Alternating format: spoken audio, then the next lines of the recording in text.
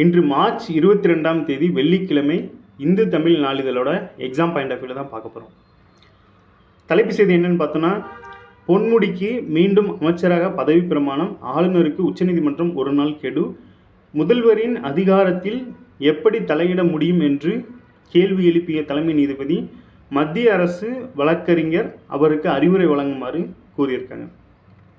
இந்த செய்தியிலிருந்து நம்ம exam point of வியூவில் என்ன தெரிஞ்சுக்கணும் அப்படின்னா, பொன்முடி அவர்கள் ஏன் அமைச்சரவை பதவியிலிருந்து இது பண்ணாங்க, திருப்பி ஏன் பதவி பிரமாணம் செய்ய சொல்கிறாங்க அப்படிங்கிறது என்ன அப்படின்னா, பொதுவாகவே நம்மளுக்கு பார்த்திங்கன்னா எம்எல்ஏ எம்பிஸ் அமைச்சராகவோ எம்எல்ஏவோ இருக்கும்போது அவங்க குற்றம் நிரூபிக்கப்பட்டாலோ இல்லை தண்டனை வழங்கப்பட்டாலோ 2 ஆண்டுகளுக்கு மேல் தண்டனை விதிக்கப்பட்டால் அவர்களோட அந்த எம்எல்ஏ பதவியோ இல்லை எம்பி பதவியோ இல்லை அமைச்சர் பதவியோ ஆட்டோமேட்டிக்காகவே இதாயிரும் அப்படிங்கிறது தான் அந்த பிரதிநிதித்துவ சட்டத்தில் சொல்லியிருப்பாங்க. அதை இன்னொரு நியூஸில் கொடுத்துருக்காங்க, அதையும் பார்த்துருங்க. இதுதான் நம்மளுக்கு கேள்வியே வரும். இந்த மக்கள் பிரதிநிதித்துவ சட்டம் 1951 அப்படிங்கிறது தான் நமக்கு கேள்வி. இதன்படி தான் அவங்க பதவி ஏற்றமோ பதவி இறக்கமோ செய்யப்படுறாங்க. இந்த மக்கள் பிரதிநிதித்துவ சட்டத்தின்படி தான் நம்ம வாக்களித்து அவங்கள தேர்ந்தெடுக்கிறோம் அப்படிங்கிறத இதன் மூலமாக நம்ம தெரிஞ்சுக்கலாம். ஸோ அதன்படி தான் அவர் பதவி இறக்கம் செய்யப்பட்டார். இப்போ அந்த தண்டனை காலம் தள்ளி வைக்கப்பட்டதுனாலோ வழக்கு நடந்துட்டு இருக்கிறதுனால திருப்பியும் பதவி ஏற்றுக்கலாம் அப்படிங்கிற மாதிரி உச்சநீதிமன்றம் சொல்லிட்டாங்க. ஸோ ஆளுநரையும் பதவி பிரமாணம் செய்து வைக்க கெடு கொடுத்துருக்காங்க அப்படிங்கிறது தான். ஸோ இந்த நியூஸில் மத்திய அரசு வழக்கறிஞர் பேரையும் மென்ஷன் பண்ணியிருக்காங்க. தற்போதைய மத்திய அரசு தலைமை வழக்கறிஞர் யார் அப்படின்னு பார்த்தீங்கன்னா ஆர் வெங்கடரமணி அப்படிங்கிறவங்க தான் தற்போதைய மத்திய அரசு தலைமை வழக்கறிஞராக இருக்காங்க அப்படிங்கிறதையும் இதன் மூலமாக நம்ம தெரிஞ்சுக்கலாம்.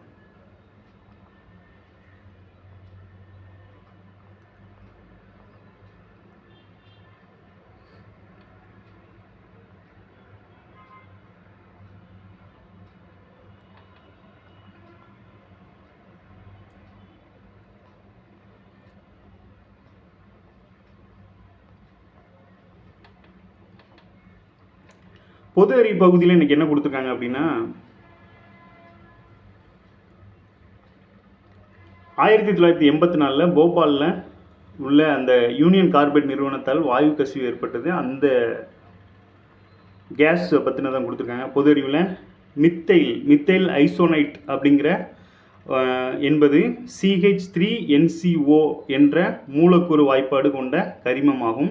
அதிக நச்சுத்தன்மை கொண்ட இது பூச்சிக்கொல்லி, ரப்பர், பசைகள் உற்பத்தியில் பயன்படுகிறது. இதை சுவாசித்தால் இருமல், மார்பு வலி, மூச்சு திணறல், ஆஸ்துமா, கண், மூக்கு, தொண்டை எரிச்சல், தோல் பாதிப்பு ஏற்படும் அப்படின்னு சொல்லியிருக்காங்க. இது பார்த்திங்கன்னா 1984 போபாலில் உள்ள யூனியன் கார்பைடு நிறுவனத்தில் இந்த வாயு கசிவால் தான் ஆயிரக்கணக்கான இருக்க நேரிட்டது.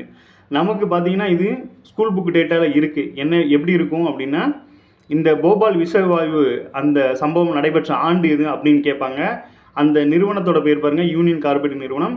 அந்த போபால் விஷவாயு இதில் கசிஞ்ச அந்த வாயுவோட பேர் என்னன்னு கேட்பாங்க. அதுவும் இதிலே கொடுத்துருக்காங்க, மித்தைல் ஐசோனைட் அப்படிங்கிறது. ஸோ இதில் நம்ம கெமிஸ்ட்ரியில் பார்த்திங்கன்னா வாயு அப்படிங்கிற கான்செப்டில் இதை எடுத்துக்கலாம். மித்தைல் ஐசோனைட் அப்படிங்கிறது தான் இந்த போபால் விஷவாயு நிறுவனத்திலேருந்து வெளிவந்த கசிவு அப்படிங்கிறது. ஸோ அதோட அறிவியல் அந்த மூலக்கூறு வாய்ப்பாடு என்னென்னா CH3NCO அப்படிங்கிறது தெரிஞ்சுக்கலாம். இதில் 4 டேட்டா இருக்குது. ஒன்று, போபாலோட அந்த நிறுவனத்தோட பேர் என்னென்னா யூனியன் கார்பைடு. அந்த போபால் விஷவாயு எந்த வருஷம் நடந்துச்சுன்னா 1984. அந்த வாயுவோட பேர் என்னென்னா மித்தைல் ஐசோனைட்டு. அதோட மூலக்கூறு வாய்ப்பாடு தான் CH3NCO அப்படிங்கிறத தெரிஞ்சுக்கோங்க. ஸோ இதனால் விளைவுகள் எல்லாம் நிறைய கொடுத்துருப்பாங்க. நம்ம எக்ஸாம் பாயிண்ட் ஆஃப் வியூவில் இந்த 4 டேட்டாவும் எடுத்துக்கலாம் அப்படிங்கிறத தெரிஞ்சுக்கோங்க.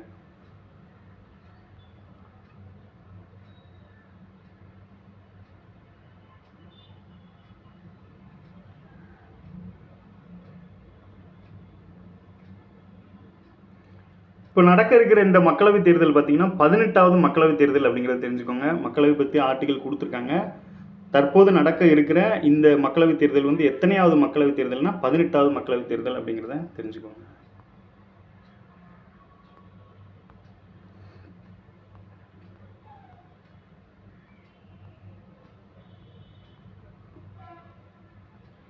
நன்றி. மீண்டும் நாளை சந்திப்போம்.